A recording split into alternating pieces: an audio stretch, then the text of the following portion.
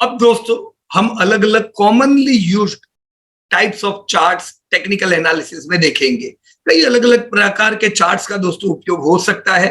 हम एक एक करके चार्ट्स को समझेंगे। सबसे पहले दोस्तों जो सबसे कॉमन चार्ट है वो हम समझते हैं और वो है line chart. So what is line chart? A line chart is the simplest form of chart. Chart में जो सबसे बेसिक और सिंपलेस्ट फॉर्म माना जाता है वो है दोस्तों line chart. It connects the closing prices of the stock over a specific time period with a line. दोस्तों लाइन चार्ट में क्लोजिंग प्राइसेस को कनेक्ट किया जाता है। तो अगर मान लीजिए मैं डेली चार्ट ओपन करता हूं लाइन का, तो हर दिन का क्लोजिंग के भाव को कनेक्ट किया जाएगा। तो सीधी सी बात है दोस्तों, लाइन चार्ट में मुझे क्या दिखेगा? लाइन चार्ट में मुझे क्लोज पता चलेंगे, पर बिटवीन द क्लोज जो वोलेटिलिटी है वो पता नहीं चलेगी। मुझे खाली इतना पता चलेगा कल का क्लोज क्या, आज का क्लोज क्या। उसके बीच में जो धमाल हुई होगी शेयर में, जो हाई लगा होगा, लो लगा होगा, वॉलेटिलिटी समझ में दोस्तों नहीं आएगी। ये इसका ड्रॉबैक है, right? So line chart provide broad overview of the stocks price trend and are useful for identifying long-term trends and key support resistance level, right? Line chart दोस्तों हमें लॉन्ग टर्म ट्रेंड समझने में मदद करते हैं और line chart देख के हमें सपोर्ट रेजिस्टेंस भी समझ में आता है। जैसे एक उदाहरण के लिए हम लोग यहाँ पे लेते हैं, फॉर एग्जांपल हमने यहाँ पे SBI state bank of India का चार्ट लिया हुआ है। तो आपके सामने है स्टेट बैंक ऑफ इंडिया का historical long term line chart, जो मंथली लाइन चार्ट है। मंथली लाइन चार्ट का मतलब हर महीने के क्लोजिंग प्राइस से ये लाइन चार्ट बना है। तो जैसे यहां से यहां अप ट्रेंड दिख रही है, यहां से यहां डाउन ट्रेंड दिख रही है, तो ये मंथली क्लोज टू क्लोज दिखा रहा है। ये महीने का क्लोजिंग, उसके बाद के महीने का क्लोजिंग, तो हर महीने के क्लोजिंग यहां पे दोस्तों रिफ्लेक्ट हो रहे हैं, राइट? कैसे समझेंगे? सबसे पहले लाइन चार्ट समझने के लिए हमें क्या करना चाहिए? Retrieve historical data. हम चार्ट पे गए और हमने स्टेट बैंक ऑफ इंडिया लिखा। स्टेट बैंक ऑफ इंडिया लिखने के बाद आपको पूरा हिस्टोरिकल डेटा आएगा, लेकिन अगर लॉन्ग हिस्ट्री देखनी है तो मंथली चार्ट या ईयरली चार्ट सिलेक्ट करना होगा। क्योंकि डेली चार्ट करोगे तो इतनी स्क्रीन में हो सकता है कि लॉन्ग हिस्ट्री ना आए, आपको 3 साल का ही चार्ट दिखे, राइट?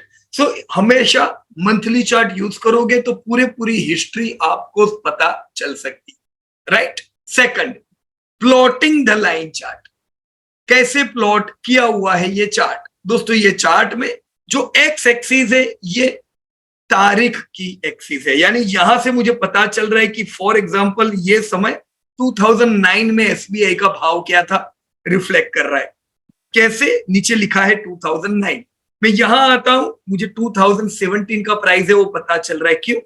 एक्स एक्सिस पे लिखा हुआ है इट इज 2017, राइट? और उसी प्रकार से वाई एक्सिस जो होती है वहां पे दाम लिखे होते हैं।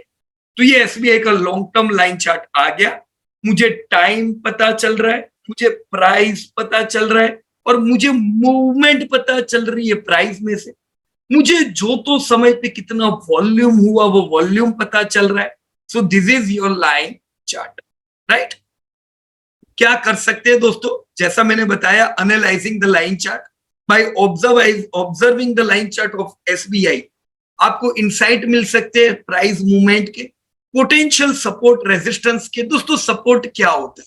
जो जगह पे आके बार बार शेयर सपोर्ट ले और रिकवरी आए उसे कहते हैं सपोर्ट। तो यहाँ पे जैसे लाइन चार्ट में मुझे क्लियर दिख रहा है ये कुछ जगह ऐसी है जहां से सपोर्ट आ रहा है बार बार SBI.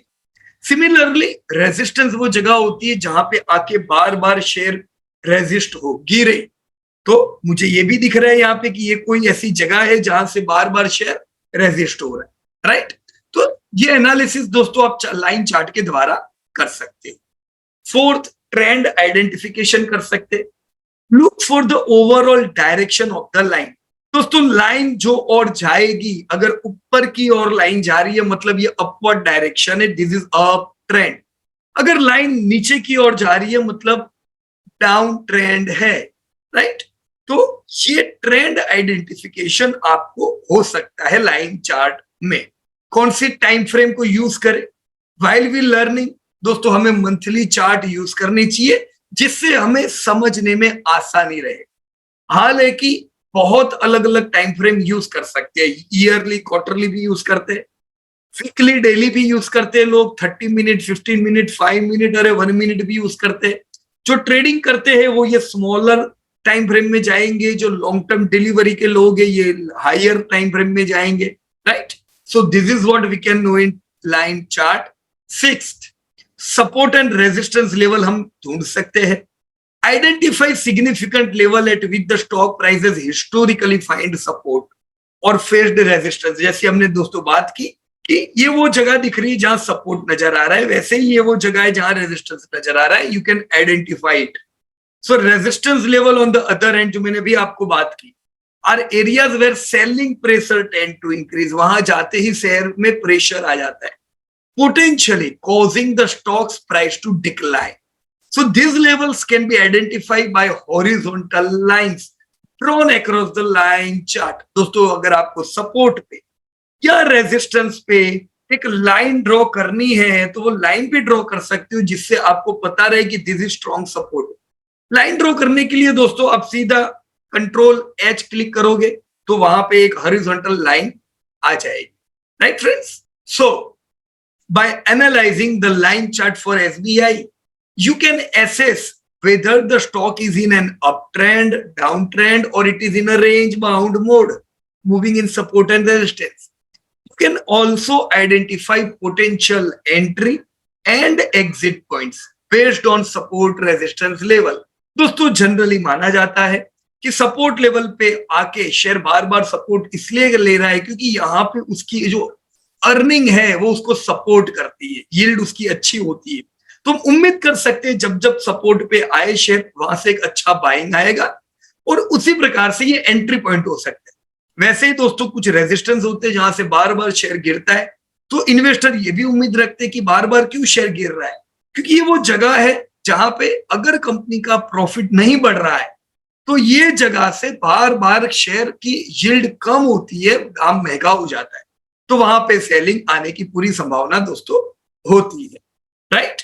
So it is important to note that line chart provide a simplified representation of price movement, focusing solely on closing price and ignoring intraday, intraweek और इंट्रामंथ फ्लक्चुएशन।